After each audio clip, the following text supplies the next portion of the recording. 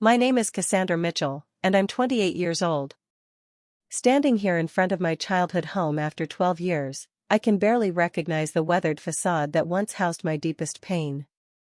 The $1 million check in my trembling hand feels surreal against the backdrop of peeling paint and overgrown weeds.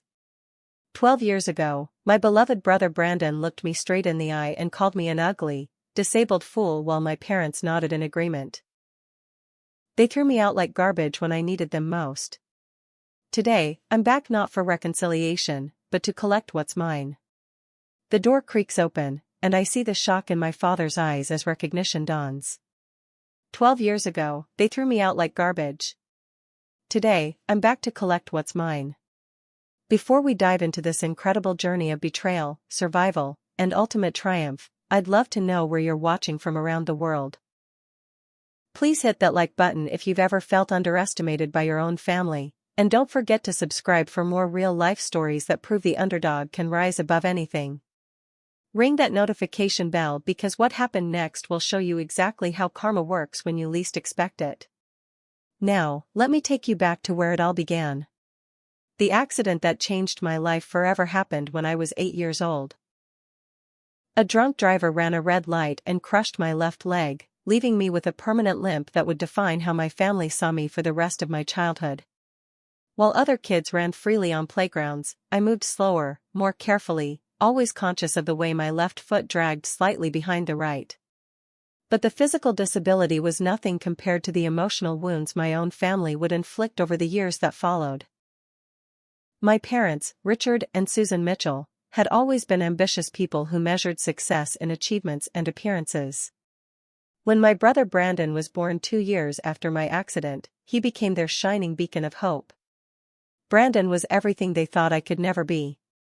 He was athletic, naturally charismatic, and blessed with the kind of effortless confidence that drew people to him like moths to a flame.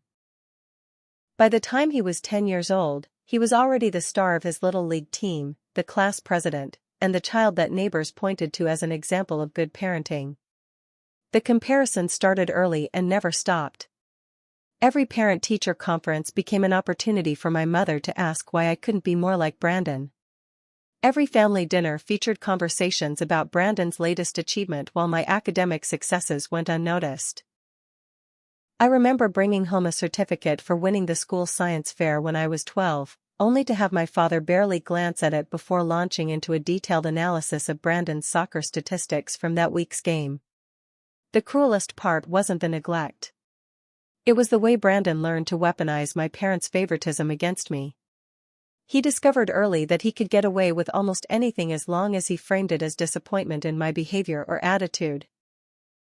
When he broke my science project the night before the regional competition, he told our parents that I had clumsily knocked it over myself and was trying to blame him. When he used my allowance money to buy candy for his friends, he convinced them that I was being selfish and not sharing with my little brother who just wanted to fit in. But the moment that shattered something irreparable inside me happened on a sunny Saturday afternoon when I was 14 years old. I had invited 2 girls from my chemistry class over to work on a group project, excited to finally have friends in our home. We were sitting in the living room, surrounded by textbooks and note cards, when Brandon strolled in with 3 of his friends from the football team. I should have known trouble was brewing when I saw that familiar smirk on his face, the one that appeared whenever he sensed an opportunity to assert his dominance. "Hey everyone," he announced loudly to his friends while pointing directly at me, "meet my sister Cassie. She's an ugly, disabled fool, but she's really smart with books and stuff." The room fell into stunned silence. My project partners looked uncomfortable, unsure whether to laugh along or defend me. Brandon's friends chuckled nervously, following their leader's cue. But what destroyed me wasn't his words. It was when my parents walked into the room moments later, having heard the commotion, and my father simply nodded and said, "Brandon's just being honest. Cassie needs to learn to accept constructive criticism." That night, I locked myself in my room and cried until no more tears would come. For the first time in my life, I understood with crystal clarity that my own family saw me as a burden, an embarrassment, someone to be tolerated rather than loved. My mother knocked on my door around midnight and whispered through the wood that I was being too sensitive, that Brandon didn't mean anything by it, and that I should focus on being grateful for what I had instead of dwelling on hurt feelings. The message was clear. In the Mitchell family hierarchy, Brandon's comfort and self-esteem would always matter more than mine. His right to express himself freely was more important than my right to feel safe and valued in my own home. From that moment forward, I began building walls around my heart, protecting myself from the casual cruelty that had become the soundtrack of my daily existence. I threw myself into my studies with a fierce determination, not because I hoped to win their approval anymore, but because education felt like the only path to eventual freedom from the prison of their expectations. By the time I turned 16, my academic achievements had caught the attention of college recruiters across the country.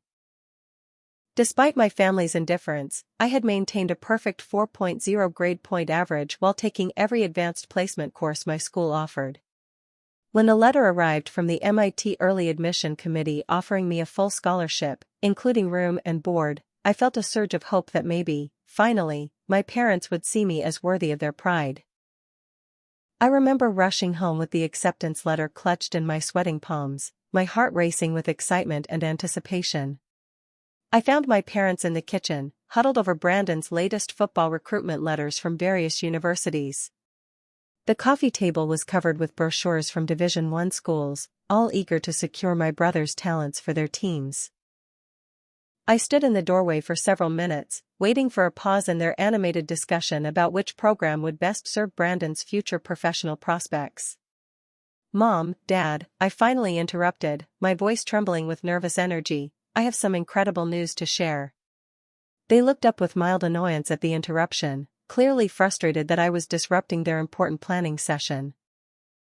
I held up the letter with shaking hands and announced, "MIT has offered me a full academic scholarship. Full tuition, room, board, everything covered for 4 years." The response was not what I had dreamed of during my walk home. My father glanced at the letter briefly and said, "That's nice, Cassie, but we're trying to figure out Brandon's college situation right now. This is really important for his future." My mother nodded in agreement and added, "Maybe we can talk about your plans later. Right now we need to focus on making sure Brandon gets into the best possible program." That evening, I spent hours working on the final scholarship essay that would determine whether I received additional funding for graduate school programs. The prompt asked applicants to describe a personal challenge that had shaped their character and determination. I wrote about growing up with a disability, about learning to find strength in adversity, about the importance of resilience in the face of obstacles. It was deeply personal work, pouring my heart onto the page in a way that felt both therapeutic and terrifying. I saved the essay on my laptop and went to bed that night feeling cautiously optimistic about my future for the first time in years. The scholarship was my ticket to independence, my chance to build a life where my worth wouldn't be measured against someone else's accomplishments. I fell asleep dreaming of laboratories and lecture halls, of professors who would value my mind rather than judge my appearance or mobility. The next morning, I woke up to find my laptop screen shattered and the hard drive completely destroyed. Brandon was sitting at the kitchen table, eating cereal and scrolling through his phone with the casual indifference of someone who hadn't just demolished his sister's future. When I confronted him about what had happened, he looked up with wide, innocent eyes and claimed he had accidentally knocked the laptop off my desk while looking for a phone charger in my room. "Why were you in my room?" I demanded, my voice rising with panic as I stared at the destroyed computer that contained weeks of work. "You have no right to be going through my things." Brandon's expression shifted into the practiced mask of hurt confusion that he had perfected over the years. "I was just borrowing a charger, Cassie. I didn't mean to break anything. You always assume the worst about me." When my parents came downstairs to investigate the commotion, Brandon had already positioned himself as the victim of my unreasonable accusations. "She's saying I broke her laptop on purpose," he told them with a wounded tone. "I would never do something like that. I think she's just jealous about all the attention my college recruitment is getting, and she's trying to cause drama to make herself feel better." My father looked at the destroyed laptop, then at me, and sighed heavily. "Cassie, these things happen. Brandon said it was an accident, and I believe him.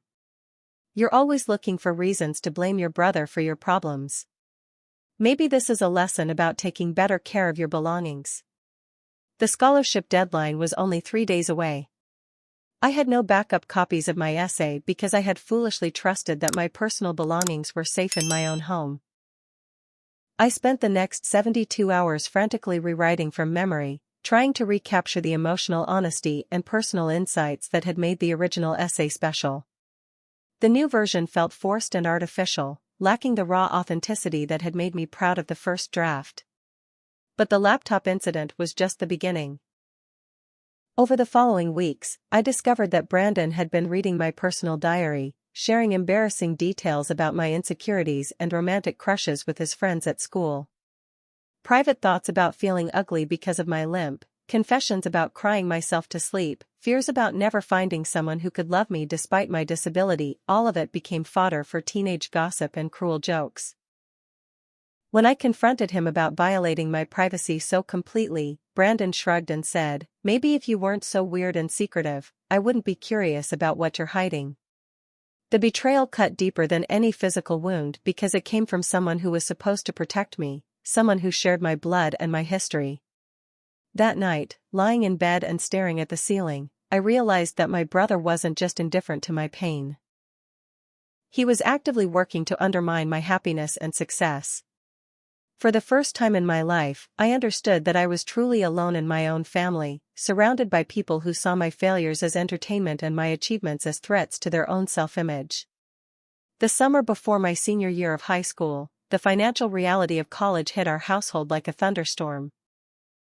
Despite my academic scholarship covering tuition and basic room and board, I still needed money for textbooks, laboratory fees, computer equipment, and countless other expenses that would determine my success or failure at one of the world's most demanding universities. I approached my parents with a carefully prepared budget, showing exactly how much I needed and offering to take on additional responsibilities around the house to earn the money. My father looked over the numbers with the same expression he might use when examining an annoying bill that had arrived in the mail. "Cassie, this is a lot of money," he said, shaking his head slowly. "We're already stretching our budget thin with Brandon's college prep courses, private tutoring, and athletic training camps. Those investments are crucial for his football scholarship opportunities." I pointed out that my academic achievements had already secured a full ride that would save the family over $200,000 in tuition costs, but my mother quickly dismissed this perspective. "Brandon's athletic career has potential for professional earnings that could benefit our entire family for decades," she explained with the patient tone of someone addressing a child who doesn't understand basic economics. "Your academic pursuits are admirable, but they're not going to generate the same kind of return on investment." Determined to take control of my own destiny, I found 3 part-time jobs that could work around my school schedule. Monday through Wednesday, I washed dishes at a local diner from 6 to 10 in the evening. Thursday and Friday, I tutored younger students in mathematics and science, earning $15 per hour. Weekends, I worked at a bakery, arriving at 5 in the morning to help with the breakfast rush and staying until early afternoon. The physical demands of working nearly 30 hours per week on top of maintaining my perfect grade point average pushed my body to its limits. My limp became more pronounced when I was tired, and I often fell asleep over my textbooks after stumbling home from my evening shifts. But for the first time in my life, I felt a sense of pride and independence that couldn't be taken away by anyone else's opinions or actions. Brandon, however, couldn't tolerate seeing me succeed through my own efforts. After 3 weeks of watching me come home exhausted but satisfied with my hard-earned money, he decided to intervene. He visited the diner where I worked and told the owner, Mrs. Rodriguez, that he had seen me eating food from customers' plates before serving them. He claimed to be concerned about health code violations and his family's reputation in the community. Mrs. Rodriguez was a kind woman who had always treated me with respect and fairness, but she couldn't ignore such a serious accusation about food safety. When she called me into her office the next evening, her face was filled with regret and disappointment. "Cassie, I've received some very troubling information about your behavior in the kitchen. I can't have any employees who might be compromising our health standards. Mrs. Rodriguez, I would never do anything like that, I pleaded, my heart sinking as I realized what was happening. Someone is lying about me. I've never eaten anything in your kitchen except the meal you provide during my break, and always with your permission. She shook her head sadly. The person who reported this seemed very credible and genuinely concerned. I can't take the risk, honey. I'm going to have to let you go. Losing my primary source of income felt like a devastating blow, but it also opened my eyes to a painful truth about my family's financial priorities. That weekend, while searching for documents in my father's study to help with a school financial aid application, I discovered bank statements showing a college savings account with over $50,000 earmarked specifically for Brandon's education. The account had been growing for years through regular monthly contributions, money that my parents had somehow found in their budget despite claiming poverty whenever I needed anything. When I confronted them about the secret savings account, my father's response revealed the cold calculation behind their financial decisions. Brandon is our investment in the future, he explained without a trace of shame or regret. His athletic potential and natural leadership abilities make him a better bet for long-term success. You'll manage somehow, Cassie. You always do. My mother nodded in agreement, adding, You're smart and resourceful. Those qualities will serve you well in figuring out how to support yourself. Brandon needs more guidance and financial backing because his path to success requires different kinds of support. The message was crystal clear. I was expected to be self-sufficient and grateful for whatever scraps of attention or assistance they might throw my way. Brandon, on the other hand, was entitled to every advantage they could provide, regardless of merit or need. That night, I made a decision that would define the rest of my life. I would never again ask my family for anything, and I would never again expect them to treat me with basic fairness or consideration. I doubled down on my remaining jobs and applied for every scholarship, grant, and work-study program I could find. My guidance counselor, Mrs. Thompson, noticed my exhaustion and determination and helped me navigate the complex world of financial aid applications. She became the first adult in my life to explicitly tell me that my family's treatment of me was wrong and that I deserved better. Cassie, she said during one of our weekly meetings, what you're experiencing at home isn't normal or acceptable. Parents are supposed to support all of their children equally, not pick favorites based on arbitrary preferences. You have incredible strength and intelligence, and I want you to remember that when you get to college and start building your own life. Her words planted a seed of possibility that I hadn't dared to nurture before. Maybe there was a world beyond my family's narrow definitions of worth and value. Maybe I could build relationships with people who would appreciate my mind and my heart without constantly comparing me to someone else. For the first time in years, I allowed myself to imagine a future where I might actually be happy. Senior year passed in a blur of applications, essays, final exams, and the constant juggling act of school and work responsibilities. Despite the financial and emotional obstacles my family had placed in my path, I managed to graduate as valedictorian of my class, an achievement that should have been a source of pride for any parent. The graduation ceremony was scheduled for a Saturday afternoon in early June, and I had spent weeks imagining the moment when I would cross the stage to receive my diploma and deliver the farewell speech I had worked on for months. The speech itself was deeply personal, focusing on themes of resilience, determination, and the importance of defining success on your own terms rather than accepting other people's limitations.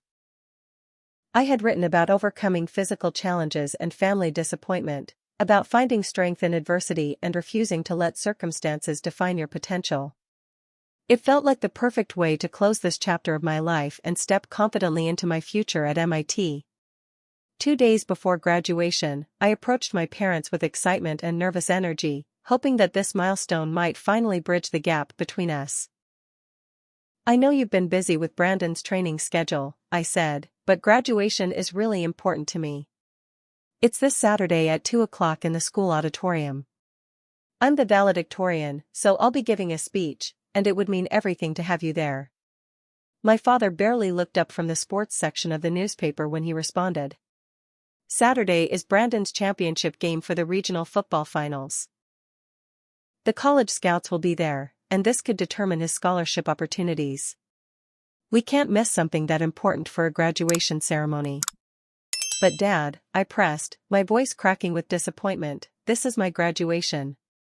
I worked for 12 years to earn this moment. Can't you come to the ceremony and then drive to Brandon's game afterward? The graduation will be over by 4 o'clock.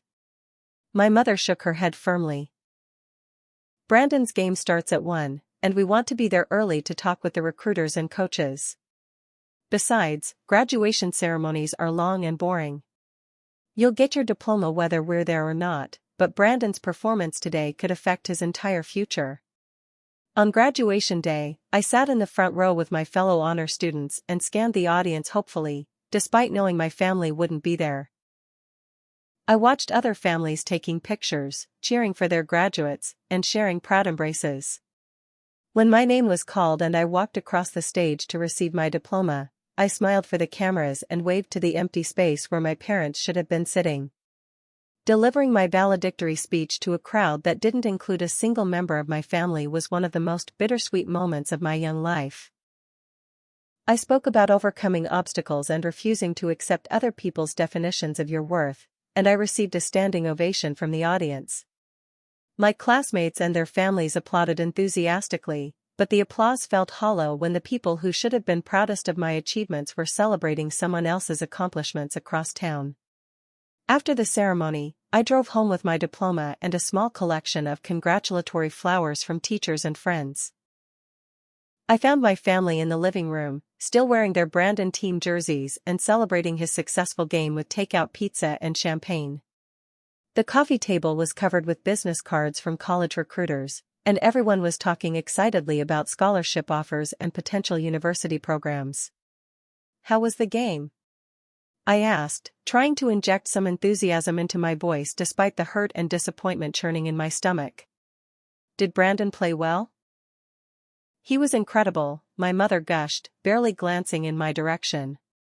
3 touchdown passes and over 200 yards rushing. The Northwestern coach said he's never seen a more natural athlete at the high school level. I waited for someone to ask about my graduation, about my speech, about how it felt to finish first in my class after years of hard work and dedication. Instead, the conversation continued to revolve around Brandon's statistics, his scholarship prospects, and the college programs that were competing for his attention. Finally, I cleared my throat and said, I graduated today. As valedictorian. My father looked up briefly and nodded. That's nice, Cassie. We knew you'd do fine. Then he immediately turned back to Brandon and resumed their discussion about official campus visits and recruitment weekends. That evening, I sat alone in my room with my diploma and tried to process the realization that my greatest academic achievement had been treated as an afterthought, a minor footnote to Brandon's athletic success. The hurt ran deeper than previous disappointments because graduation felt like such a definitive moment, a clear measure of accomplishment that couldn't be dismissed or minimized. Yet somehow, my family had managed to make even this achievement feel insignificant. The breaking point came 2 weeks later, when I overheard a phone conversation between my parents and their close friends, the Hendersons, who had attended my graduation ceremony. Mrs. Henderson was congratulating my mother on my academic success and asking why they hadn't been there to celebrate with me. My mother's response shattered the last vestiges of hope I had been carrying. "Oh, you know how these academic ceremonies are," she said with a dismissive laugh. "They're so long and boring, and frankly, we don't think all this focus on grades is healthy for Cassie. She's always been too intense about school, and we worry that she's missing out on normal teenage experiences. Brandon's athletic achievements are much more exciting and meaningful for our family's future."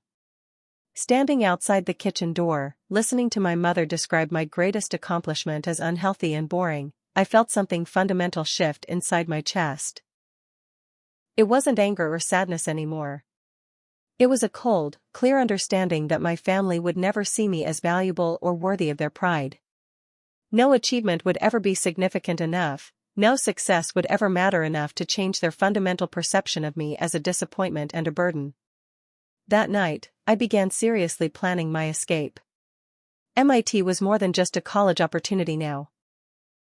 It was my chance to disappear from a family that had never truly wanted me, to build a new life where my worth wouldn't be measured against someone else's accomplishments. For the first time in years, I fell asleep feeling hopeful rather than heartbroken, knowing that in just a few months, I would be free to discover who I could become without the weight of their indifference holding me back. The final confrontation that ended my relationship with my family happened on a sweltering evening in late July, just 6 weeks before I was scheduled to leave for MIT. I had been working extra hours at the bakery to save money for my computer and textbooks, and I came home around 9 o'clock to find my family gathered around the dining room table with a celebration cake and champagne glasses. Brandon had just received his official scholarship offer from Northwestern University, and they were toasting his success with the kind of enthusiasm I had never experienced in 18 years of living under their roof. I should have quietly slipped upstairs to my room, but something about the scene triggered a desperate need to be included, to finally share in the kind of family joy that had always been reserved for my brother's achievements.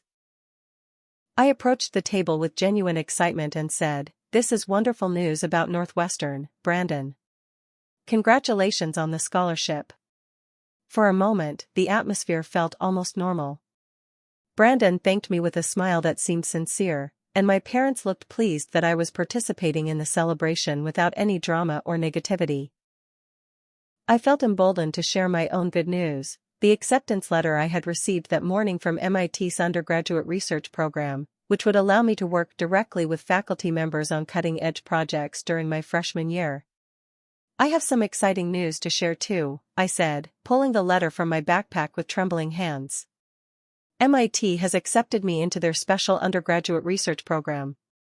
Only 20 students nationwide get selected for this opportunity. I'll be working with professors on actual scientific research starting in my first semester." The response was not the shared celebration I had foolishly hoped for. My father glanced at the letter briefly and said, "That's nice, Cassie, but tonight is about Brandon's achievement. Can we focus on celebrating his success without making it about you?" "I'm not trying to take away from Brandon's moment," I protested, my voice rising with frustration and hurt. "I just thought we could celebrate both of our accomplishments. This is a really big deal for me." That's when Brandon's expression shifted into something cold and calculating that I had seen many times before. "Cassie," he said with a tone of practiced disappointment, "I need to tell Mom and Dad something that's been bothering me for weeks." My stomach dropped as I recognized the setup. Brandon had perfected this strategy over the years, waiting for moments when I was vulnerable or hopeful before delivering devastating accusations that would turn my parents against me.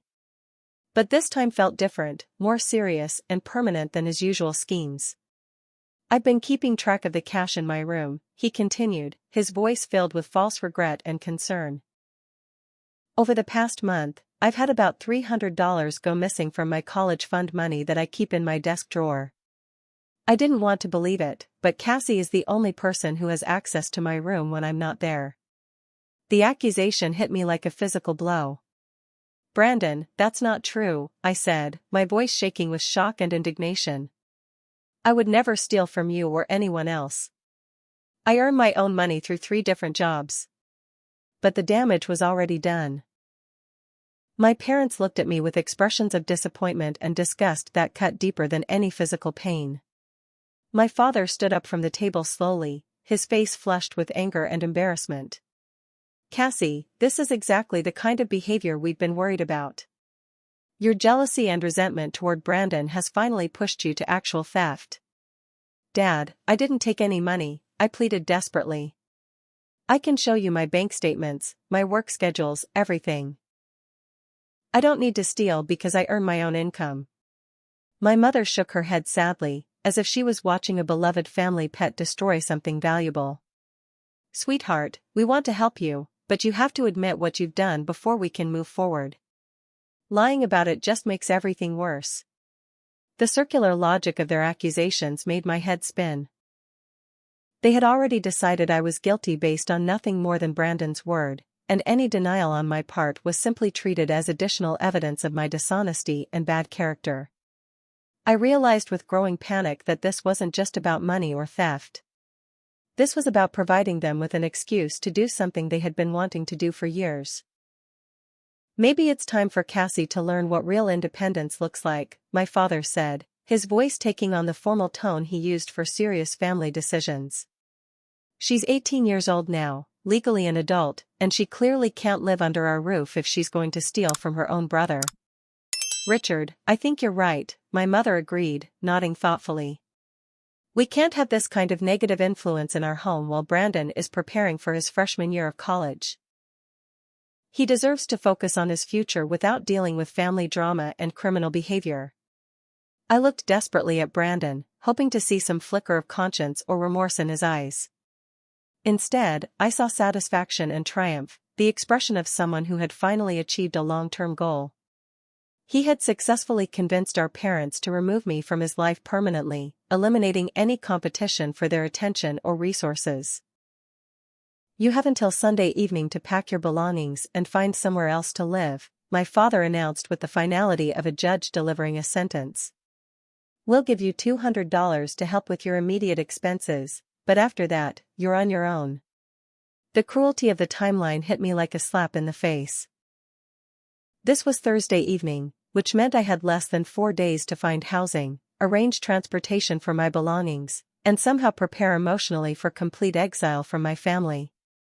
I tried one last desperate appeal to whatever parental instincts they might still possess. "Please don't do this," I whispered, my voice breaking with desperation and disbelief. "I'm your daughter. I haven't done anything wrong.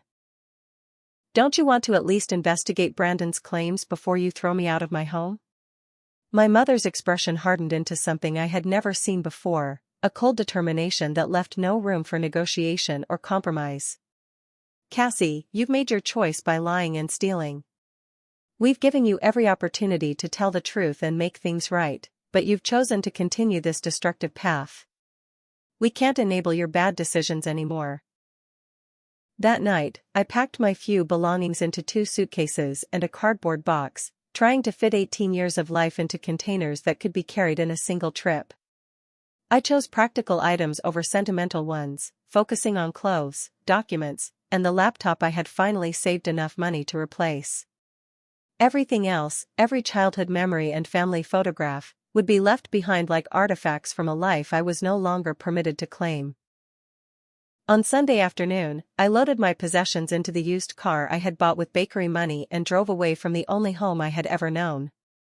As I pulled out of the driveway, I saw my family through the living room window, already back to their normal routine as if I had never existed. The last thing I saw was Brandon laughing at something on television, completely at peace with the devastation he had orchestrated. The first year at MIT was the most challenging period of my life, not because of the academic demands, which I had expected and prepared for, but because of the crushing loneliness and financial pressure that accompanied my complete estrangement from family support. I lived in the smallest, cheapest dormitory room available and worked 4 different part-time jobs to cover expenses that other students took for granted, things like laundry money, meal plan supplements, and basic school supplies. My daily schedule was a carefully orchestrated balance of classes, study time, and work responsibilities that left almost no room for sleep or social activities. Monday through Wednesday, I worked in the university library from 6 to 10 in the evening, reshelving books and helping students with research questions. Thursday and Friday afternoons, I tutored high school students in mathematics and science through a local community center. Weekend mornings, I cleaned office buildings in downtown Boston, arriving at 4 a.m. to vacuum, empty trash, and sanitize bathrooms before the business day began. Sunday evenings, I worked as a server at a small restaurant near campus, earning tips that often made the difference between eating properly and surviving on ramen noodles for weeks. The physical exhaustion was manageable, but the emotional isolation felt overwhelming at times. My roommate, Jennifer, was a lovely girl from Connecticut whose parents visited every other weekend with care packages, spending money, and endless expressions of pride and support. Watching their easy affection and genuine interest in her academic progress made my own situation feel even more stark and painful. Jennifer tried to include me in family dinners and outings, but I always felt like an intruder observing a foreign culture of unconditional love and encouragement. During my sophomore year, I made the mistake of sending a letter to my parents, describing my academic achievements and hoping that time might have softened their hearts or given them perspective on the harshness of their decision. I had made Dean's List both semesters, earned recognition for outstanding performance in advanced calculus and physics, and been selected for a competitive summer research position. I thought surely these accomplishments would prove that I was worthy of their pride and perhaps even forgiveness. The letter came back to me unopened, with return to sender written across the envelope in my mother's careful handwriting. The message was clear and devastating. They had not simply rejected me temporarily in a moment of anger. They had erased me completely from their lives, treating me like a stranger who had somehow obtained their address and was inappropriately trying to make contact. That same week, I made the additional mistake of checking Brandon's social media accounts, hoping for some sign that he missed having a sister or felt guilt about the circumstances of my departure.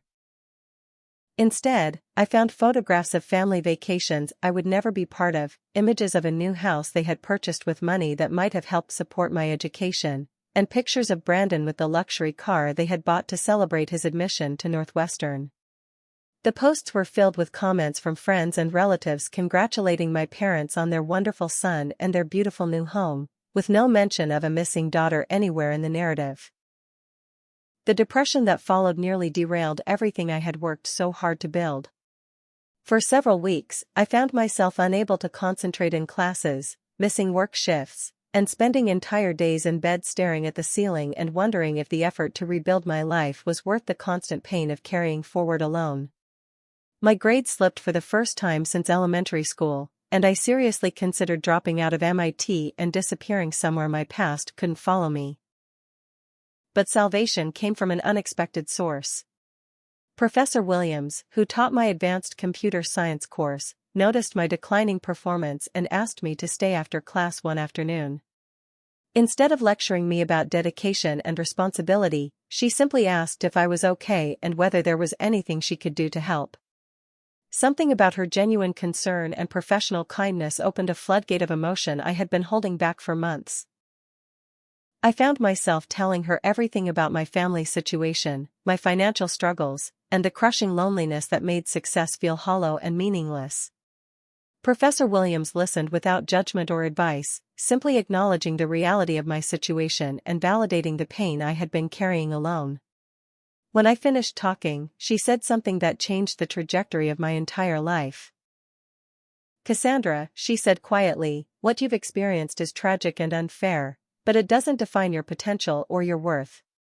You have one of the most brilliant analytical minds I've encountered in 20 years of teaching, and I believe you have the capacity to build something extraordinary from this adversity. Let me help you channel that intelligence and determination into opportunities that could change your life." Professor Williams became my first real mentor, connecting me with paid research opportunities, advanced coursework that would accelerate my graduation timeline, and internship programs with technology companies that were always seeking talented young programmers. Through her guidance, I discovered that I had an intuitive understanding of software development and artificial intelligence that went far beyond what could be taught in traditional courses. During my junior year, she helped me secure a summer internship at a small startup company that was developing revolutionary artificial intelligence applications for medical diagnosis. The work was exactly the kind of cutting-edge research I had dreamed of participating in, and I threw myself into the project with an intensity that surprised even my supervisors. By the end of the summer, I had developed a prototype algorithm that could identify certain types of cancer from medical imaging with accuracy rates that exceeded anything previously achieved. The startup offered me a full-time position upon graduation with a starting salary of $120,000 annually, more money than I had ever imagined earning, and enough financial security to finally stop worrying about basic survival. But more importantly, the work gave me a sense of purpose and accomplishment that had nothing to do with family approval or external validation. For the first time in my life, I was building something valuable based purely on my own talents and efforts. On the day I graduated summa cum laude from MIT with a degree in computer science and artificial intelligence, I sat in the audience and watched other students celebrate with their families. But instead of feeling the familiar pang of loneliness and rejection, I felt something new, genuine pride in my own achievements and excitement about the future I was creating entirely on my own terms. The girl who had been thrown away like garbage had grown into a woman with unlimited potential and the determination to reach for whatever she wanted from life. My first year working at the medical AI startup exceeded every expectation I had dared to hold for my professional life. The algorithm I had developed during my internship became the foundation for a revolutionary diagnostic tool that could detect early-stage pancreatic cancer with 97% accuracy, a breakthrough that had the potential to save thousands of lives and generate hundreds of millions of dollars in revenue.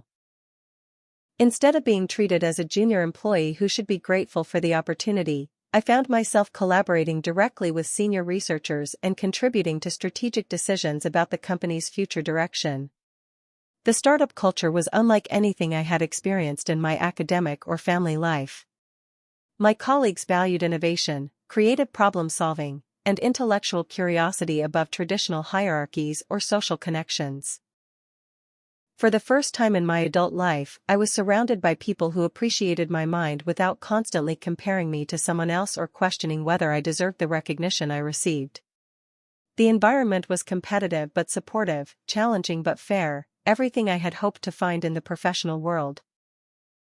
When the company received a $50 million investment from a major venture capital firm, the founders offered me a significant equity stake and a promotion to lead researcher, acknowledging that my contributions had been instrumental in attracting investor interest. The equity package included stock options that could potentially be worth millions of dollars if the company continued to grow and eventually went public or was acquired by a larger corporation. But I had bigger ambitions than simply being a valuable employee in someone else's company. The skills I had developed in artificial intelligence and medical technology had given me insights into dozens of other applications where similar breakthroughs were possible. During my evenings and weekends, I began developing my own proprietary algorithms for financial market analysis, manufacturing optimization, and supply chain management, each one with the potential to disrupt established industries and create enormous value. After 18 months at the startup, I approached two of my most talented colleagues, David Park and Sarah Chen, with a proposal to leave together and establish our own company. We pooled our savings, invested our combined expertise, and launched Mitchell Technologies with the ambitious goal of becoming the premier artificial intelligence consulting firm for Fortune 500 companies. Our first client was a major pharmaceutical company that paid us $2 million to develop a drug discovery algorithm that could identify promising compounds in a fraction of the time required by traditional research methods. The success of that first project led to contracts with automotive manufacturers, financial institutions, retail giants, and technology companies, each one paying premium rates for access to our cutting-edge AI solutions. Within 3 years, Mitchell Technologies had grown from a 3-person operation working out of my apartment to a corporation with over 200 employees and annual revenues exceeding $50 million. We opened offices in Boston, San Francisco, and Austin, hired the best researchers and developers from major universities, and established partnerships with leading technology companies around the world. My personal wealth grew along with the company's success, but the numbers felt abstract and surreal even as my bank account balance climbed into the tens of millions. I purchased a penthouse apartment overlooking Boston Harbor, bought myself a Tesla Model S, and could afford any luxury or experience I desired, but none of the material acquisitions brought me the satisfaction I had expected. The real joy came from the work itself, from solving complex problems and building something valuable that hadn't existed before. By my 26th birthday, Mitchell Technologies had become what the business media called a unicorn startup, valued at over $1 billion and attracting acquisition offers from Google, Microsoft, and Amazon. The financial magazines featured me on their covers as one of the youngest female CEOs to build a billion-dollar company, and I was invited to speak at conferences around the world about entrepreneurship, artificial intelligence, and overcoming adversity to achieve success. But despite all the professional recognition and financial security, I still felt an emptiness in my personal life that success couldn't fill. The wounds from my family's rejection hadn't healed with time or achievement, they had simply been buried under layers of work and accomplishment. Late at night, after particularly successful days, I would find myself wondering if my parents had seen any of the media coverage about my company, whether they felt any regret about their decision to cast me out, whether Brandon ever thought about the sister he had so systematically destroyed. The curiosity eventually became too strong to resist. I hired a private investigator to provide me with regular updates about my family's current situation, not because I wanted to reconnect with them, but because I needed to know how their lives had unfolded after they removed me from the equation. The reports that came back over the following months painted a picture that was both satisfying and tragic, a slow-motion collapse that seemed like perfect karma for the cruelty they had inflicted on me. Brandon's college football career had ended in his junior year when he suffered a serious knee injury during practice. Without the athletic scholarship, he had struggled to maintain his grades and eventually dropped out of Northwestern with significant student loan debt and no degree to show for his efforts. He had returned home to live with my parents and had spent the past several years jumping between low-paying jobs, unable to find the success that everyone had assumed would come naturally to him. My parents, meanwhile, had extended themselves financially to support Brandon's college expenses and their own lifestyle upgrades, taking on mortgage and credit card debt that they were now struggling to manage on my father's modest salary. The beautiful new house they had purchased during Brandon's high school years was now in foreclosure proceedings, and they had been forced to downsize to a small apartment on the outskirts of town. Reading those reports, I felt a complex mixture of vindication and sadness that surprised me with its intensity. Part of me was satisfied to see that their favoritism and poor judgment had finally caught up with them, that the golden child they had chosen over me had proven to be a disappointment and a financial burden. But another part of me grieved for the family we might have been if they had been capable of loving both their children equally and supporting each of us according to our individual strengths and needs. For the first time since leaving home, I seriously considered reaching out to them, not for reconciliation but for the satisfaction of showing them exactly how wrong they had been about my potential and worth. The idea of arriving at their door in my expensive car, wearing designer clothes, and casually mentioning my billion-dollar company felt like the ultimate vindication, proof that their judgment had been not just cruel but spectacularly incorrect. The decision to confront my family didn't happen suddenly. It was the result of months of internal debate, therapy sessions with a counselor who specialized in family estrangement, and long conversations with the few close friends I had allowed into my life. Dr. Martinez, my therapist, had warned me repeatedly that seeking closure or vindication from family members who had never acknowledged their wrongdoing was likely to result in more pain than satisfaction. But I felt compelled to complete this chapter of my story, to face the people who had shaped me through their rejection and see for myself what remained of the family that had once been my entire world. I chose a Saturday afternoon in late November, driving to their apartment complex in my midnight blue Porsche Taycan, a car that cost more than most people earn in 2 years. I wore a simple but elegant black wool coat over a tailored silk blouse and designer jeans, clothes that looked effortless but cost more than my family used to spend on groceries in a month. In my purse, I carried a certified check for $1 million, not because I intended to give it to them, but because I wanted them to see exactly what their decision had cost them. The apartment complex was a stark contrast to the suburban neighborhood where I had grown up, a collection of bland brick buildings surrounded by cracked parking lots and overgrown landscaping. I found their unit number and stood outside the door for several minutes, listening to the sound of a television and muffled conversation inside. My heart was racing with a mixture of anticipation, anxiety, and anger that made my hands shake as I finally knocked on the door. My father answered after a few moments, looking older and more fragile than I remembered. His hair had gone completely gray, and he had lost significant weight in a way that made his clothes hang loosely on his diminished frame.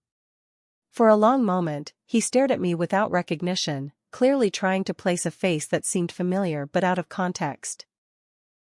"Hello, Dad," I said quietly, watching his understanding dawned in his eyes and his expression shifted from confusion to shock to something that might have been guilt or fear.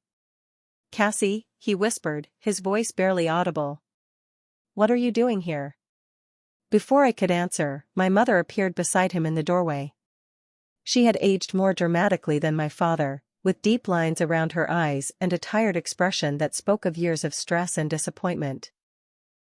She gripped the doorframe as if she needed support, and her mouth opened and closed several times without producing any sound. "May I come in?" I asked, maintaining a calm, professional tone that concealed the emotional storm raging inside my chest. "I think we have some things to discuss."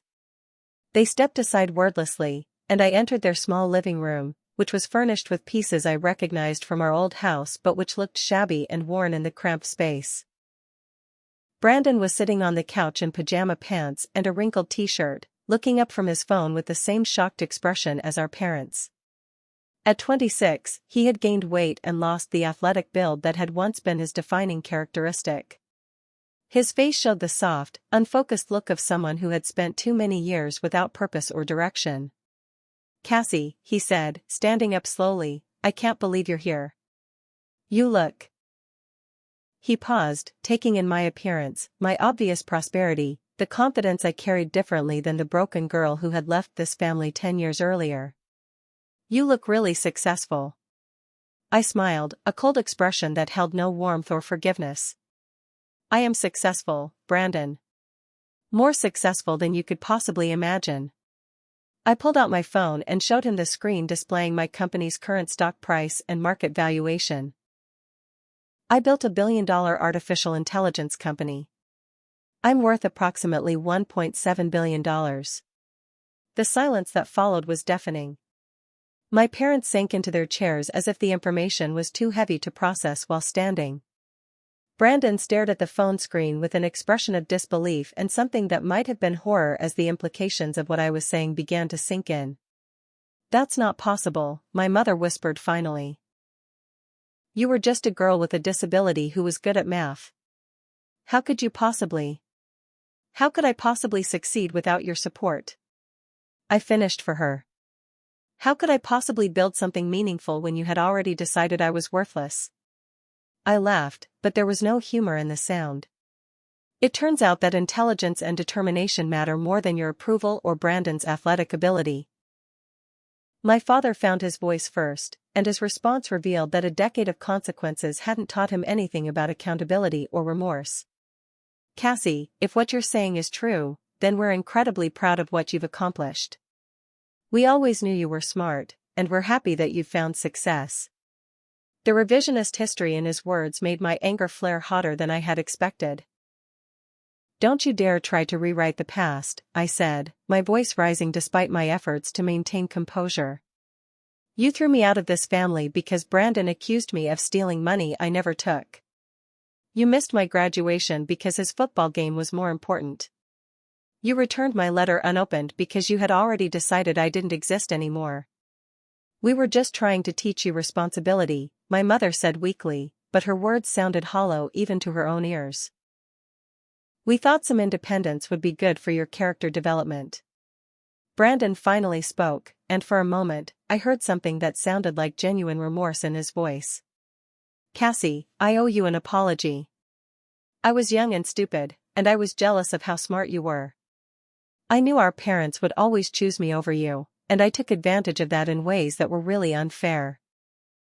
I looked at him carefully, searching for signs of authentic regret or growth, but what I saw was calculated manipulation, the same charm he had always used to escape consequences for his actions. "Are you sorry because you realize what you did was wrong, Brandon, or are you sorry because you just found out I'm worth more money than you'll ever see in your lifetime?" He had no answer for that question, and the silence stretched between us until my father tried to bridge the gap with desperate pragmatism. "Cassie, you're our daughter, and we love you. If you've been successful, then we're happy for you. Maybe we can put the past behind us and start rebuilding our relationship." "Rebuild our relationship," I repeated slowly, savoring the irony of the phrase. "You want to rebuild a relationship that you destroyed completely when it became inconvenient for you. You want to pretend that the last 10 years of total estrangement never happened now that it might benefit you financially." I reached into my purse and pulled out the $1 million check, holding it up so they could all see the amount clearly. "This is $1 million, I said calmly. "It represents less than 1/10 of 1% of my net worth." I could write this check every day for the next 3 years without significantly impacting my financial situation. Their eyes were fixed on the check with expressions of desperate hope and barely concealed greed. I could see the calculations running through their minds, the fantasies of debt relief and financial security, the possibility that their long-lost daughter might be the solution to all their problems. I brought this check here today because I wanted you to see exactly how much your love and approval is worth to me, I continued, and then I tore the check slowly into small pieces, letting the fragments fall to the carpet at my feet. Nothing. Your acceptance means absolutely nothing to me anymore. The devastation on their faces was everything I had imagined it would be and nothing like I had expected to feel. Instead of satisfaction or vindication, I felt only emptiness and a profound sadness for the people we all might have been if they had been capable of basic fairness and unconditional love. I came here today hoping you might have learned something from the consequences of your choices, I said, standing to leave. I thought maybe you would take responsibility for the damage you caused and show some genuine remorse for throwing away your daughter like garbage. Instead, you're still the same people who chose favoritism over fairness, pride over accountability. As I walked toward the door, my father made one last desperate attempt to keep me from leaving. Cassie, wait. We made mistakes, but we're family. Doesn't that mean anything to you? I paused in the doorway and looked back at the 3 people who had taught me that love was conditional, success was measured by comparison, and family could be the cruelest source of pain in your life. You stopped being my family the day you chose to believe I was a thief rather than question your golden child's accusations. You stopped being my family when you missed my graduation for a football game. You stopped being my family when you returned my letter unopened. I became successful not because of you, but in spite of you.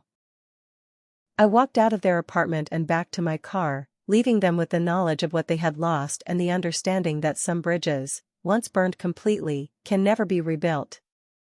As I drove away, I felt something I hadn't experienced in years, complete freedom from the need for their approval or validation.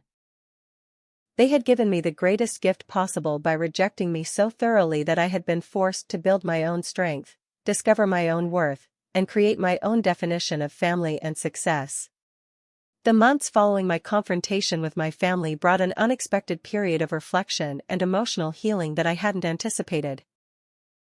Instead of feeling triumphant or vindicated by their obvious regret and desperate attempts to reconnect, I found myself processing complex feelings of grief, anger, and surprisingly, a kind of gratitude for the painful lessons their rejection had taught me. Dr. Martinez helped me understand that confronting them hadn't been about proving my worth to people who had never valued me, it had been about proving to myself that I no longer needed their approval to feel complete. The realization that revenge felt hollow and unsatisfying led me to redirect my energy toward more meaningful pursuits. I established the Mitchell Foundation, a nonprofit organization dedicated to providing full college scholarships for students with disabilities who demonstrated academic excellence despite facing significant family or financial obstacles. The foundation's mission statement was simple. Every brilliant mind deserves the chance to flourish, regardless of the circumstances of their birth or the support of their family. Working directly with scholarship recipients gave me a sense of purpose that exceeded anything I had experienced in building my company or accumulating wealth. These young people reminded me of myself at 18, brilliant and determined but lacking the basic support systems that most students took for granted. Many of them had been told by their own families that their disabilities made higher education unrealistic or wasteful. Others had been compared unfavorably to siblings or faced financial obstacles that seemed insurmountable. One student in particular, Marcus Rodriguez, reminded me powerfully of my younger self. He was a 17-year-old with cerebral palsy who had maintained a 4.0 grade point average while working part-time to help support his family. His parents, though loving, had repeatedly suggested that he pursue vocational training rather than a 4-year degree, convinced that his physical limitations would prevent him from succeeding in demanding academic environments. When I presented him with a full scholarship to MIT, including funding for adaptive equipment and personal assistance, his tears of gratitude and disbelief brought back vivid memories of my own desperate hope for escape and opportunity. Through the foundation work, I began building the kind of chosen family that I had never experienced but always craved. The staff members, scholarship recipients, and partner organizations became a community united by shared values of academic excellence, perseverance, and mutual support rather than biological connections or social expectations. For the first time in my life, I was surrounded by people who celebrated my achievements without reservation, supported my goals without competition, and valued my contributions without comparison to anyone else. 3 years after establishing the foundation, I made a decision that surprised everyone including myself. I adopted Sophia, a 7-year-old girl with spina bifida whose parents had abandoned her at a hospital when they discovered the extent of her medical needs. Sophia was brilliant, curious, and resilient, but she had spent most of her short life in foster care with families who saw her disability as a burden rather than one aspect of a complex, wonderful human being. Becoming Sophia's mother transformed my understanding of unconditional love in ways I never could have anticipated. Every evening, I helped her with homework that challenged her intellectually while also working through physical therapy exercises that strengthened her mobility and independence. I attended school meetings with teachers who sometimes underestimated her capabilities and advocated fiercely for accommodations that would allow her to reach her full potential. Most importantly, I made sure she understood every single day that her worth had nothing to do with her physical limitations or anyone else's expectations. Watching Sophia grow and thrive in an environment of consistent support and encouragement healed parts of my own heart that I hadn't realized were still wounded. Her laughter filled spaces in my life that professional success had never touched. Her questions about the world challenged me to see familiar things through fresh eyes. Her absolute trust in my love and protection taught me what healthy family relationships could look like when they were built on acceptance rather than conditions. For years after our confrontation, Brandon called me unexpectedly on a Tuesday evening in March. I almost didn't answer the phone, but something about the timing and the persistence of his calling convinced me to pick up. His voice sounded different than I remembered, quieter and more uncertain, lacking the confidence and entitlement that had defined his communication style throughout our childhood. "Cassie," he said simply, "I know you have no reason to talk to me, and I'm not calling to ask for anything. I just wanted you to know that Dad died last week. Heart attack." It was quick. The news hit me with unexpected force, not because I grieved for the man who had rejected me so completely, but because it represented the final closing of a door I hadn't realized was still slightly open. "Thank you for telling me," I said quietly. "I appreciate the call." "There's something else," Brandon continued, his voice breaking slightly. "Before he died, Dad talked about you a lot. He said he knew he had made terrible mistakes, and he wished he could have found the courage to really apologize for what we put you through. He never got over the guilt of how we treated you." I felt a complex mixture of sadness and anger at this deathbed revelation. "But he never reached out to me," I replied. "In 4 years since our conversation, he never once tried to make amends or take responsibility for his choices." "I know," Brandon said simply. "He was too ashamed and too proud. He said he didn't deserve your forgiveness, so he didn't feel right asking for it." After we hung up, I sat in my living room watching Sophia work on a science project about marine biology, her face bright with concentration and excitement about learning. I realized that my father's inability to apologize or seek redemption was ultimately his loss, not mine. I had already built a life filled with love, purpose, and authentic relationships. His regret couldn't diminish my achievements or happiness, just as his approval would no longer enhance my sense of worth. Years later, when people ask me about overcoming family rejection and building success from seemingly impossible circumstances, I tell them that the greatest victory isn't proving wrong the people who doubted you. The greatest victory is reaching a point where their opinions become irrelevant to your happiness and self-worth. I learned that family isn't defined by blood or biology but by the people who choose to love you unconditionally, support your dreams without reservation, and celebrate your authentic self without trying to change you into someone else. Today, as I write this story, Sophia is thriving in advanced classes. The Mitchell Foundation has provided scholarships to over 500 students, and my company continues to develop technologies that improve lives around the world. I wake up every morning in a home filled with laughter, surrounded by people who value my mind and my heart equally. Sometimes the greatest gift life can give you is the opportunity to discover that you're stronger than you ever imagined, more resilient than you ever knew, and capable of creating exactly the kind of love and family you always deserved. What would you do if your own family treated you the way mine treated me? Have you ever had to choose between toxic family relationships and your own well-being? I'd love to hear your thoughts and experiences in the comments below.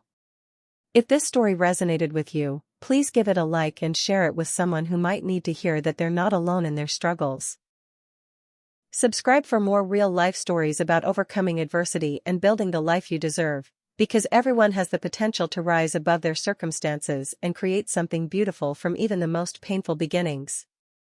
Remember that your worth isn't determined by other people's ability to see your value, and sometimes walking away is the bravest and healthiest choice you can make.